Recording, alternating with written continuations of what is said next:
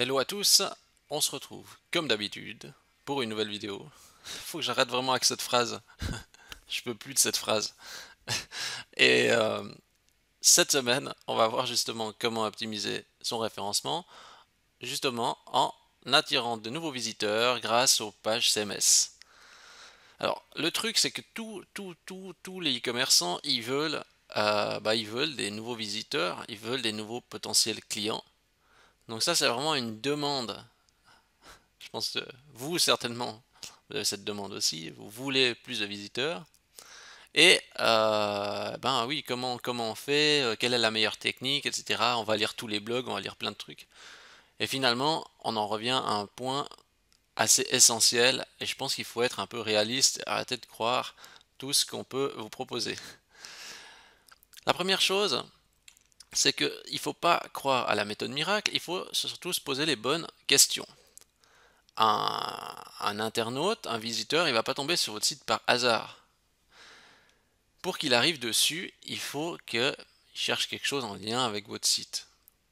Euh, alors bien sûr, vous allez me dire oui, mais moi j'ai déjà mis peut-être plein de produits, mais ce qu'il y a, c'est que, on va dire, une fiche produit n'a pas le même poids qu'une page de texte. Surtout si les fiches produits sont pas vraiment très complètes et que justement elles ne répondent pas à une problématique donnée.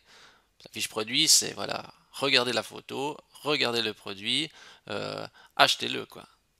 Et il faut aller plus loin que ça pour capter un potentiel visiteur. Visiteur ne veut pas dire forcément client, mais ce qu'il faut comprendre, c'est que même si vous avez plus de trafic et c'est des gens qui n'achètent pas, ça sera tout bénéfice pour votre visibilité. Et ça, c'est très important. J'en reviendrai tout à l'heure sur ce point. Donc, la première chose que vous devez vous poser comme question, c'est qu'est-ce qu'ils ont besoin, vos clients? Quel est leur besoin? Alors, je ne sais pas si par exemple vous vendez des pièces détachées pour les voitures. La question c'est peut-être comment je change la courroie de transmission d'une voiture. Si vous vendez, je sais pas, c'est par exemple, qu'est-ce que vous pouvez vendre? Des accessoires pour la cuisine. C'est peut-être comment je fais des cupcakes, etc. pour Noël. J'en sais rien. Un truc qui me passe par la tête comme ça. Ou par exemple, si vous vendez des accessoires pour le bureau, peut-être comment avoir un bureau sympa pour travailler chez soi, euh, etc. Enfin, vous avez compris, et en fait le but c'est de résoudre une problématique, c'est de répondre à une attente du client. Vous allez me dire, ah oui mais ça, c'est... Finalement même ça me fait pas vendre de faire ça, moi ce que je veux c'est vendre. C'est qu'on est dans un monde où c'est inondé de tout, et que ce qui est important c'est qu'il faut que la personne arrive dessus. Il faut comprendre aussi c'est que ce qui est important c'est que plus il y a de trafic, et plus les pages sont pertinentes, Google va comprendre ça. Même si c'est quelqu'un qui n'achète pas directement sur votre site, du fait que la personne vient sur votre site, elle reste sur votre page, et qu'elle reste un certain temps avant de s'en aller, aux yeux de Google, déjà ça fait un trafic supplémentaire, et votre site ne s'en portera que mieux dans le sens où vous allez avoir, on va dire, une notoriété de rassurance, donc le trust de votre site sera positif. Parce que c'est pas un site poubelle qu'on vient dessus, on fait ah mais c'est quoi cette page, vite je pars. On reste dessus parce que c'est intéressant. Et ça, Google prend en considération ce critère. Et du fait que bah, justement les gens restent plus longtemps sur votre page, même si vous n'achetez pas, ça vous permettra d'être mieux positionné sur d'autres requêtes pour les gens justement qui eux veulent acheter.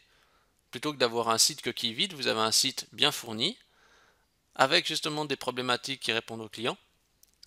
Et bah, justement, ça c'est profitable vous serez mieux positionné pour les requêtes où les gens vont acheter, quoi, du fait que votre site bénéficie d'une meilleure notoriété en général. Oubliez la question combien ça va me rapporter, parce que ça c'est tellement le truc, c'est ah mais moi ça me rapporte pas de l'argent direct. Aujourd'hui Internet ne rapporte pas d'argent directement, sauf si ce n'est par de la publicité payante. Et ce qu'il faut bien voir, c'est on en revient toujours à une problématique fondamentale, c'est les gens qui ne sont pas passionnés un peu de leurs produits, qui n'ont pas un peu une expertise autour de leurs produits, ils vont très très vite s'essouffler parce qu'ils auront vite fait le tour, ils diront ah oui mais moi mon but c'est juste de prendre 30% de marge ou 50% de marge ou plus, et puis voilà, et puis là ça s'arrête là. Le problème c'est que quand il y a une concurrence rude, il faut se démarquer en proposant un peu de contenu exclusif. Et toute la difficulté est là, proposer du contenu exclusif, forcément. Donc le but c'est de capter justement une audience et forcément peu de personnes y parviennent. Mais je suis sûr que vous pouvez y arriver si vous vous motivez et si en plus vous êtes vraiment bon et calé dans votre domaine, vous pouvez le faire. C'est juste une question de motivation. Le plus dur c'est de passer à l'action, c'est ça. Euh, Regardez. Pourquoi vous regardez ce tutoriel? Parce que certainement que je réponds à une de vos questions. Parce que ça vous aide. Est-ce que vous êtes client chez moi? Pas forcément. Et pourquoi je ferais ça donc du coup? Eh bien parce que ça contribue à ma notoriété. Est-ce que je perds du travail? Au contraire, je suis débordé. Parce que justement en donnant de l'information, on construit sa notoriété, on attire les gens vers nous et ne pas avoir peur de trop donner. On ne donne jamais assez. Le but étant de récupérer des visiteurs. Euh, donc justement, en finalité, la visibilité des produits, ce n'est pas tout. Il faut aussi penser à être visible sur l'ensemble de sa thématique et développer toutes les problématiques que peuvent avoir vos clients. Voilà, alors, on va démarrer. On va démarrer tout ça. Donc, hop là. Alors, aujourd'hui, qu'est-ce qu'il y a un petit peu de spécial? C'est, en fait, j'ai galéré avec les pages CMS parce que dans la version PrestaShop, il y a un bug. On verra ça tout à l'heure. Donc les pages CMS en fait c'est vraiment un outil en or parce que déjà c'est intégré dans PrestaShop depuis un bon moment, ça a été conservé et ça sera encore conservé pendant un bout de temps. Ça veut dire que c'est quelque chose sur lequel vous pouvez tabler, donc ça vaut la peine de ranger des informations dans les pages CMS. Donc les pages CMS ça se gère dans apparence page et donc il est important de créer donc une page. On va déjà peut-être créer une catégorie. Comme ça, on va catégoriser toutes nos pages un peu qui sont de l'actualité. Bon, je vais créer une catégorie qui s'appelle actualité. Voilà. Ça, c'est dans apparence page que j'ai été. Catégorie qui s'appelle actualité. Voilà. Et dans actualité, je crée une page qui va s'appeler. Là, c'est juste pour le test et pour voir le fonctionnement. Je reviendrai tout à l'heure. Ma news 1.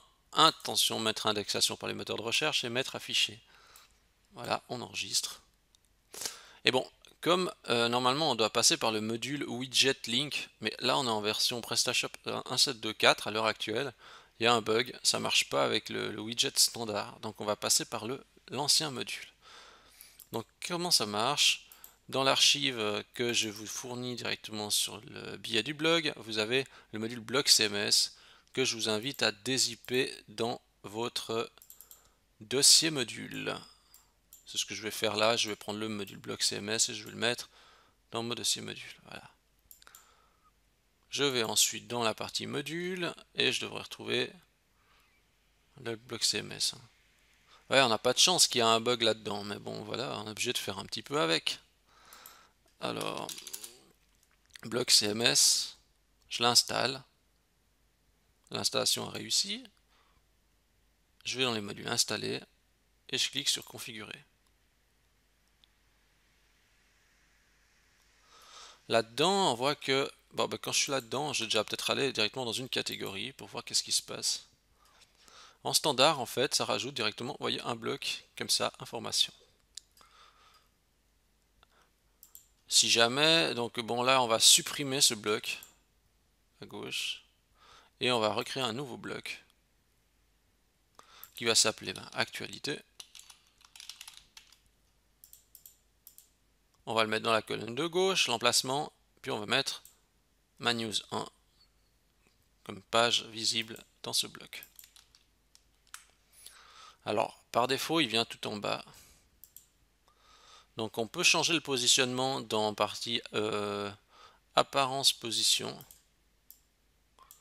Là, il faut aller chercher, c'est dans la colonne display left column. Et bien là, on déplace bloc CMS, je le mets en tête. Voilà, comme ça. Après, vous le mettez où vous voulez. Là, j'ai mis en tête pour le tutoriel, comme ça on voit bien où est-ce que ça apparaît. Il évitera de scroller, mais je conseillerais, je pense, de mettre. Ouais, on va le changer, on va le mettre peut-être en dessous du bloc catégorie. Tout dépend de la longueur aussi, si vous avez un bloc catégorie ici ou pas, et de sa longueur aussi. Voilà. Alors, ce que vous voyez déjà, c'est que c'est juste génial, parce qu'ici, en fait, on a un bloc, en fait, actualité, avec le lien vers la news que j'ai créé. Et en fait, il faut voir ça comme un outil puissant. Vous n'avez même pas besoin de développer, de déployer un WordPress. Vous avez déjà ce qu'il faut dans le PrestaShop pour créer du contenu. Que ça soit un Word... Alors c'est un petit peu plus compliqué dans PrestaShop pour créer du contenu parce que c'est peut-être moins ergonomique, ça c'est vrai. Mais au moins ça coûte pas un centime et on peut tout de suite travailler. Le vrai job en fait, ça sera surtout de créer ce contenu et c'est là que vous allez devoir passer en fait du temps. Alors, créer une catégorie, on a fait. Mettre le module, on a fait. Alors, ce qui est important justement, c'est d'avoir un site vivant. Parce que quand on va sur des sites, il n'y a pas d'actualité, bah, pour le référencement, vous avez bien compris que c'est pas bon. Google veut du contenu frais. Et l'internaute aussi veut du contenu frais. Donc en créant du contenu frais, vous allez satisfaire les deux parties. Et ça, c'est super important. Euh, alors, maintenant, ce qu'on va faire, c'est... on va essayer justement de créer du contenu. Alors, moi j'ai pris comme idée, par exemple, j'ai dit, je vais prendre le contenu par rapport à des trottinettes, parce que je sais pas si vous avez une trottinette, mais trottinette de thé, on doit jouer à l'orthographe. Bref, alors je sais pas si vous avez une trottinette, mais bon, voilà, c'est un petit peu la tendance, et puis en plus c'est assez fun de se déplacer avec ça. Euh, alors, trottinette. Bah, on peut se poser, imaginons que vous vendez justement des trottinettes, bah, on peut se poser des questions. Alors vous allez me dire, oui, mais une trottinette c'est deux roues, et puis voilà, il n'y a pas d'autres questions à se poser, hein. On vend ces trottinettes et puis c'est tout. Grave erreur, les clients se posent des questions, même sur des trottinettes. Par exemple, moi j'ai peut-être ma trottinette, j'ai un problème à ma roue. Donc j'aimerais peut-être dire comment changer la roue de ma trottinette. Et regardez bien déjà ce qu'on voit ici. Super important. Quand je vous dis des fois que les vidéos YouTube sont importantes, bah, ici on a la preuve, hein. Première, c'est là c'est quoi? Comment changer la roue? Comment changer la... Ah, mais j'ai mis la route. Comment changer la roue de trottinette? Ah, bon. Changer une roue de trottinette freestyle. Ah, j'entends en fait la personne parler en même temps. Regardez, 21 000 vues pour changer une roue. Ah, une vidéo qui prend 3 minutes. Ah, regardez, il est sur son... Enfin, il est par terre avec sa trotte et il change la roue. Est-ce que c'est dur de faire ça? Non, vous pouvez le faire. Ce qui est important, c'est ce que ça aide le client. Ça aide. Et les clients vont venir sur votre site parce que vous les aidez. Ça ne veut pas dire que vous pouvez pas leur proposer en même temps des roues de rechange. Mais le premier but, c'est aider le client à répondre à une problématique. Et ça, c'est très bien. Et d'où la puissance de YouTube. Regardez l'engagement. Il y a 100 likes, mais il y a quelques petits commentaires, etc. On passera certains, on passera au crible certains commentaires. On va éviter certains parce que de ce que je vois, je, je pense que ce commentaire, regardez celui-ci, est vraiment indispensable à la conversation. On le remercie tous, je crois. Bref. Euh, alors, donc, maintenant on va regarder les autres résultats. Je vais essayer de trouver un résultat en fait où justement il y a peut-être plus du contenu texte. Alors là, il y a un truc WordPress. Voilà, c'est un peu plus spécifique. Nouveau des vidéos injectées. Et là, je m'aperçois comment changer. En fait, on s'aperçoit que finalement, il n'y a pas énormément de sites déjà qui répondent, euh, qui répondent à cette question. Je tombe déjà sur des forums, alors que, alors qu'on pourrait justement répondre à cette question par un billet, quoi. Comment changer un axe de route trottinette? Ici, ils ont mis une vidéo, etc., mais pas trop de texte. Donc, vous voyez, en fait, déjà, pour répondre à une problématique, on s'aperçoit qu'il y a déjà peu de personnes qui répondent à une problématique, parce que ça embête tout le monde, et puis tout le monde a mieux à faire. Pourtant, regardez, quand je vois des forums qui remontent, des forums en principe des sites de mauvaise qualité, en principe, donc du coup, enfin, moins pertinent pour Google par rapport par exemple à un blog. Donc du coup, si vous avez une page de contenu, ben, il y a plus de chances de la positionner en répondant à une problématique. Bref, maintenant vous allez me dire oui, mais moi j'ai pas d'idée, mais je sais pas quoi me poser comme question. Alors, un petit astuce, on utilise alors answerdepublic.com. Answerdepublic, voilà. Ce site permet de répondre à certaines questions. Je mets trottinette et je recherche. Qu'est-ce qu'il me dit? Alors il va rechercher.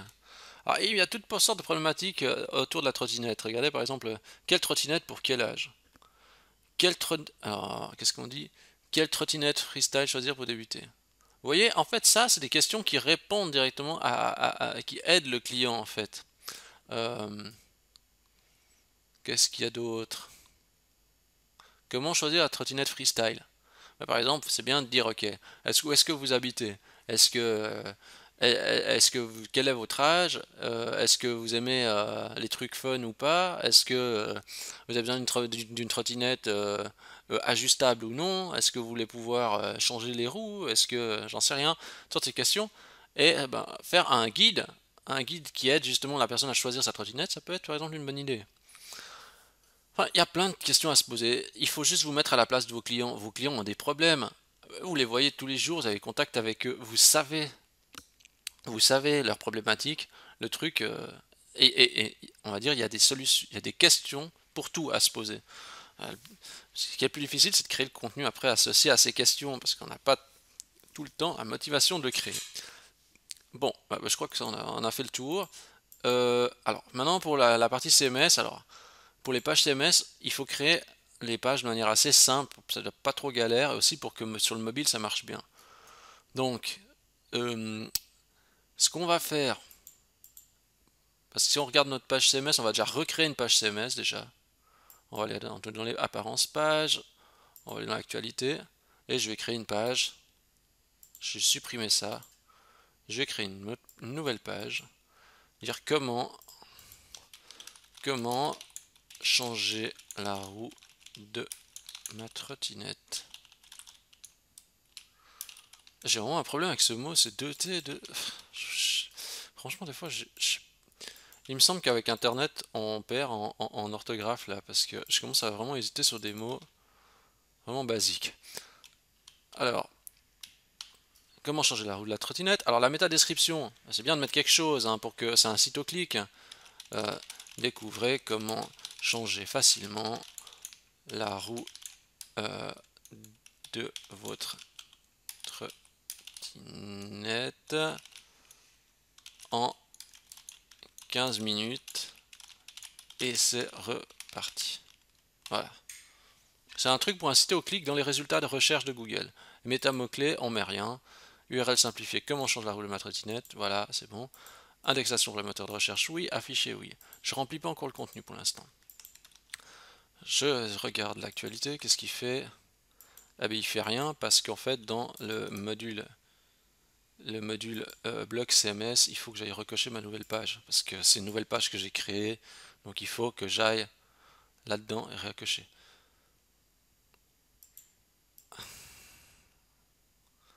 En même temps que j'ai mis ce module bloc CMS, je vois que ça affichait des liens dans le footer.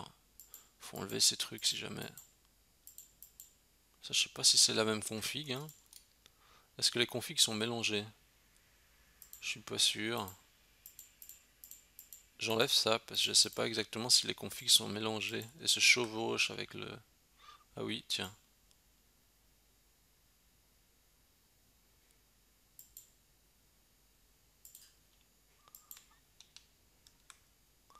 Ouais, si jamais, faites attention, vous regardez bien qu'est-ce que vous décochez là, parce qu'il y a des éléments qui se chevauchent avec la configuration présente dans apparence page, apparemment.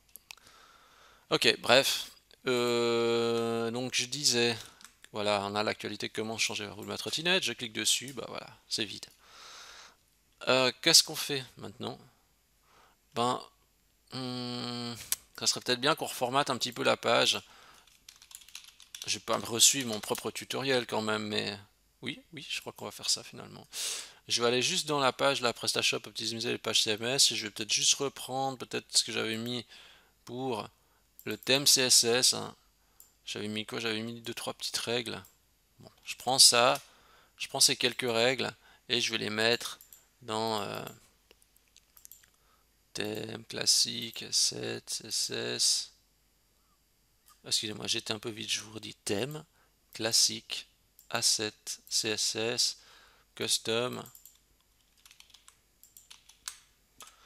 J'ai juste testé, déjà juste mettre ça, parce que j'ai pas trop testé ça, alors je sais pas qu'est-ce que ça donne en fait. Si vous avez des problèmes d'actualisation, là vous appuyez sur la touche F12 de votre clavier et Disable Cache et vous rechargez la page. Ah ouais, je vois que ça a mieux centré le contenu maintenant. Enfin, j'ai un petit carré blanc comme ça. Ouais, je mets juste un petit peu de texte, blabla, comme ça. Ouais. Donc juste pour information, si vous avez des problèmes d'actualisation, je sais que je me répète, mais comme il y a des gens qui me demandent tout le temps, Webaxe actualisation, vous regardez celui-là, problème d'actualisation épisode 38. Donc, ok, là je vais juste laisser cette petite, je vais laisser ça, je vais mettre Webaxe tuto, tuto CO, c'est le combien, c'est le combien, c'est le 8. Ça avance doucement, mais sûrement. Tuto CO8. Voilà. Et maintenant, on va créer un petit contenu pour mettre là-dedans. On va essayer de faire un contenu 100% soi-même. Et je crois que dans la bannière ici, j'avais mis une petite bannière CMS.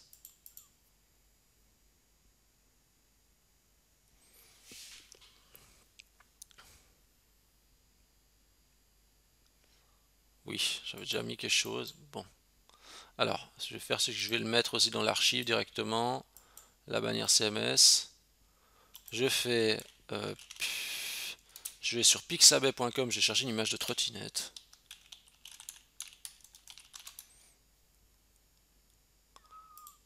Il me semble qu'il n'y a pas beaucoup de suggestions dans les trottinettes. Est-ce que j'écris nouveau faux trottinette ou bien... Non. Trottinette en anglais, on dit comment? Comment on dit trottinette en anglais? Scooter. Euh... ouais. Je suis sûr que vous adorez mon niveau de vocabulaire très très élaboré en anglais. Moi, un scooter, c'est un scooter. Trottinette, c'est trottinette. Alors, voilà.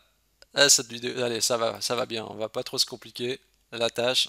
On va prendre cette photo et je vais mettre ça dans la page CMS.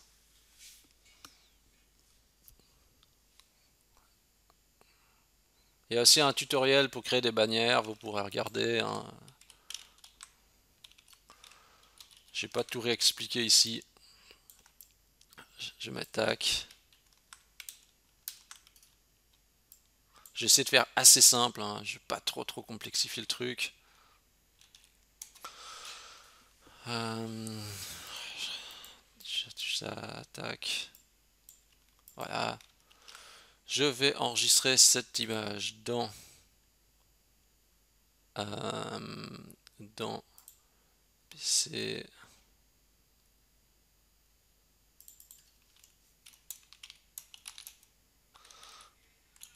Je vais aller juste enregistrer ça dans mon PrestaShop. Et je vais aller en fait dans le dossier image CMS, puisque c'est un peu approprié. Et je vais essayer d'être un petit peu organisé. Alors pour pas trop me perdre, je vais mettre... je vais essayer de prendre l'ID directement. Vous voyez, c'est le 7, hein. Je vais mettre 7 comme numéro. Je vais mettre 7 comme le numéro d'image.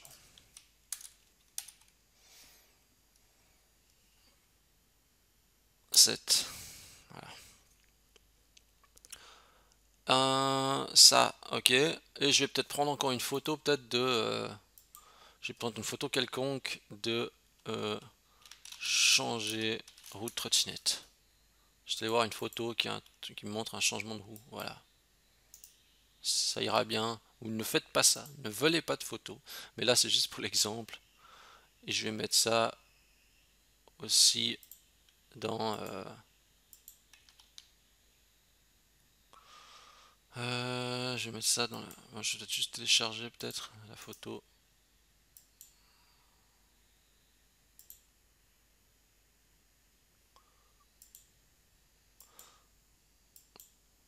Donc là, on va dire, c'est comme... Avant, j'ai mis que la première image, c'était quoi? Je vais regarder qu'est-ce que j'ai mis. J'ai mis que c'était 7. Ouais, c'est pas très... Oui, c'est bien, mais c'est mieux de dire 7.1 parce que ça, c'est la première image. Voilà. Et puis là, je vais mettre 7.2. Il faut être un peu organisé hein, quand on fait ça. Voilà.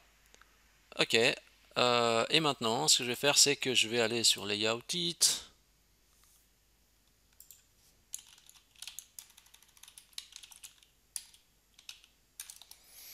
Et je vais créer juste peut-être un layout it.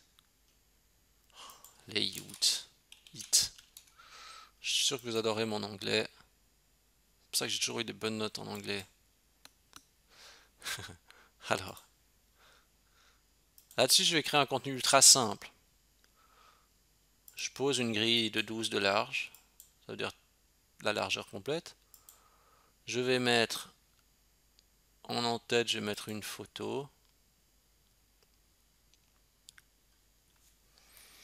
J'ai photo. Est-ce qu'il y a ça? Alors, image. Ah bah voilà, image. Une image. Il a mis quelque chose? Oui, il a mis. Qu'est-ce que ça nous donne? Ça donne rien, parce qu'il n'y a rien. Bon, qu'est-ce que ça nous donne comme structure? Ah, on dirait que ça a bugué à moitié. Pas grave. Ce qu'on va faire, on va aller faire un petit peu de code.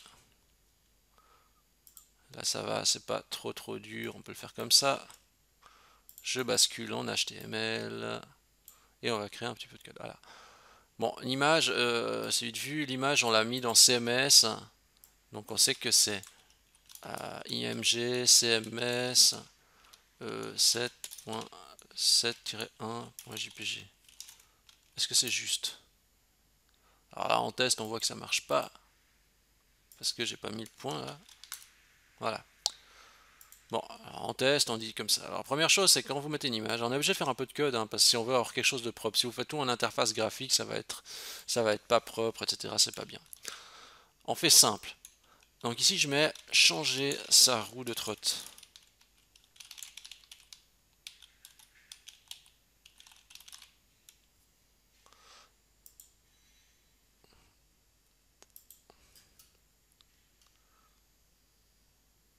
Et il faut vraiment que j'arrête. Ah non, c'est juste. Et ben, on fait la même chose, on met sur la balise, on met aussi une balise title comme ça. Voilà. Ok, on fait ça. Ce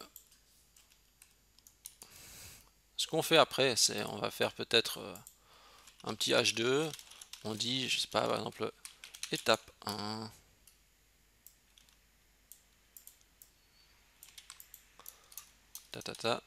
Je vais mettre juste comme ça un petit exemple. Et puis je vais mettre un petit peu de lorem ipsum pour faire la mise en page un peu. Je génère du lorem ipsum. Voilà, c'est un peu du texte comme ça qu'on peut mettre en vrac dedans. Voilà, étape 1. Je mets un BR pour faire un retour à la ligne. Je fais encore un BR. Et je fais un BR et un BR. Voilà. Étape 1, étape 2. Je vais juste coller ça là-dedans pour voir qu'est-ce que ça me donne. Et puis je vais mettre, en même temps, je mets aussi classe MG responsive parce qu'il faut que l'image soit responsive. Je sais que ça fait un peu beaucoup des fois à appréhender toutes ces notions. Je vais tout encapsuler directement là-dedans. Après, c'est à tester, vous pourrez essayer de manipuler un peu aussi vous-même le code pour voir ce que ça donne. Je fais comme ça, et justement, en plus, ici dedans, je vais mettre, enfin, étape 1, par exemple, je vais mettre une photo, qui est la photo 2, que j'ai mis tout à l'heure. C'est pas ça que je vais faire. Je mets la photo 2, et je mets ici, par exemple, démonter la roue de la trottinette. Parce qu'en fait, en faisant ça, ça veut dire que je me positionne, j'indexe l'image sur démontage de la roue de la trottinette. C'est important pour ça de mettre la balise Alt parce que ça permet à Google de comprendre de quoi parle l'image. Je prends juste ce texte, ce code que je viens de générer, et je vais le mettre directement dans ma page, juste pour voir ce que ça donne. On va pas cliquer là, on va directement par le petit éditeur ici de code source, et on enregistre. Je recharge ma page, et voilà, c'est presque beau. Pas tout à fait. On va faire simple. On voit que l'image du haut est collée à celle du bas. On va faire un petit truc simple. On va faire un BR. On va faire un BR. Qu'est-ce qu'il y avait d'autre qui allait pas? Ouais, le reste va pas trop parce que justement c'est un petit peu déformé. Et là, il y avait aussi un petit truc qui allait pas. Voilà. Écoutez, on fait comme ça. Quand vous faites une image, vous faites ça, plus les deux BR, comme ça va faire un petit espacement. Ouais, c'est pas pire que de faire par l'éditeur. Comme on a ce problème de image qui n'est pas bien responsive, on va juste ajouter une petite règle ici. On va dire img responsive. Responsive, on met 8, 100%.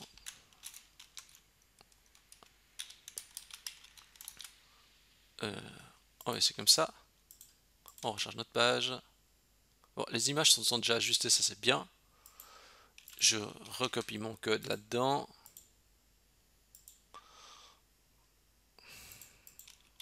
Je mets là-dedans, je enregistre. C'est quand même bien. Franchement, c'est quand même déjà beaucoup mieux. Hein. Je regarde juste sur un téléphone, qu'est-ce que ça donne. Donc j'ai appuyé sur la petite touche ici. Un téléphone. Et voilà. C'est presque pas mal. Ouais, c'est déjà pas mal.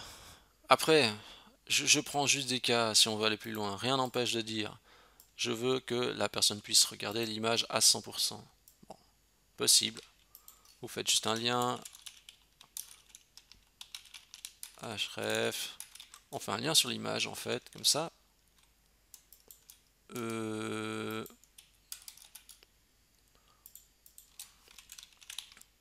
Là, on fait un lien sur l'image et on met un target blanc. Comme ça, ben, ça ouvre sur une nouvelle fenêtre. Et puis, qu'est-ce que je voulais faire d'autre? Ah oui, on va mettre aussi une vidéo YouTube. On va aller sur YouTube. Ah ben non, ben on va prendre directement la vidéo que j'ai regardée tout à l'heure. Voilà. On clique sur le bouton partager et on peut faire intégrer. On prend comme ça le code qui nous est proposé. On évite de mettre afficher les vidéos de suggestion parce que ça évite de faire de la pub pour les autres. Petite astuce. Et on revient copier notre code là-dedans. Et par la même occasion, on va dire bon, la hauteur à la limite ça c'est pas trop grave, mais la largeur on met à 100%. Voilà. On revient dans notre page. J'espère que je n'ai pas été trop vite parce que des fois je fais des trucs comme ça sans me rendre compte par automatisation. Je reviens là-dedans, je mets ça, j'enregistre. Et il veut pas parce que je pense qu'il y a du iframe. Alors on va dans les paramètres généraux et on dit autoriser les iframes et on désactive le HTML purifier. Voilà. Et on réessaye de modifier. Ah, des fois je me dis pour les novices qui voient toutes ces manipulations, ils doivent dire mais qu'est-ce que c'est compliqué. C'est une question d'habitude. Voilà. Regardez ça. Hop. On a la vidéo. Hop. On peut voir une image en grand. Voilà. Je pense que si vous faites ça avec toutes les problématiques, on va dire, qui tournent autour de... Regardez, quand vous voyez mon curseur, il va dessus, c'est écrit changer la roue, changer sa roue de la trottinette. Quand quand je vais sur l'image avec mon curseur, vous voyez que la balise Alt est présente pour le référencement. Alors, je conviens que c'est un peu plus compliqué que directement par un WordPress, mais regardez, une fois que vous avez ce code-là, et le code que j'ai proposé ici, il n'est pas extrêmement compliqué, il y a juste quelques liens, et vous avez juste à changer les liens ici, là, là, et les titles, et puis à garder un peu toujours la même structure. Restez simple, et je pense que ça devrait pouvoir le faire. Donc voilà, je crois que avec ça, vous pouvez peut-être aller déjà de l'avant. Le plus dur, ça sera pour vous, ça sera pas faire de code, etc. Mais c'est de créer du contenu. Créer le contenu, c'est vraiment la clé, c'est vraiment ce qui est difficile, et c'est vraiment là où il y a beaucoup de gens justement qui échouent, quoi. Et c'est énormément de clients, même de grosses entreprises, cherchent des solutions à cette problématique. La solution, elle est simple, c'est aider vos clients, rendez leur service, créez du contenu pour ça, donc du contenu qui n'est pas orienté directement pour la vente, et vous allez pouvoir vendre plus de manière complètement indirecte par justement la notoriété que va gagner votre site, et justement ça sera profitable pour vos autres résultats qui, eux, comme par exemple les fiches produits, ont un intérêt directement purement commercial. Voilà, je crois qu'on a fait le tour. Si vous avez aimé cette vidéo, je vous invite à liker la vidéo. Si vous avez des commentaires à suggérer, je vous invite à les laisser juste en dessous de la vidéo. Si vous aimez ces vidéos que je propose, je vous invite à vous abonner à la chaîne YouTube. Et puis je crois qu'on a fait le tour. Je vous invite surtout maintenant à appliquer en fait cette méthode. Donc cette méthode, je vous invite vraiment à l'appliquer sur votre boutique. Essayez d'être régulier, publiez régulièrement, et je pense que ça devrait le faire. Sur ce, je vous dis bonne semaine, et je vous dis à la semaine prochaine, comme d'habitude, pour une nouvelle vidéo. Merci à tous.